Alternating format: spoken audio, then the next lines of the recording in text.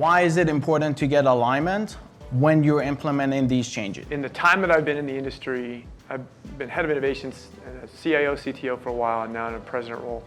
I learned early on in my career that you've got to make friends with people who in the past had been viewed as enemies. So what I found early on in my career is if I can get alignment from a handful of my peers on the executive team or in the business, then going to get the rest of the team on board is a much easier conversation, right? But just trying to go it alone was really, really difficult. So what it came down to was canvassing doors. So for example, if we had a big idea that we thought was going to materially impact operations, it was a technical implementation, it was going to take some time, the first person I would go to was our head of operations and say, look, we're boiling up this idea, we think it's a big deal, what do you think? You get their feedback, you kind of bounce it off of them, they're going to have thoughts that may not be exactly what you're thinking, but you kind of morph into this idea of say, okay, I think I can still use that tech, we can implement it in a slightly different way. Now let's both of us go and get the CEO on board. And that has served me well. I call it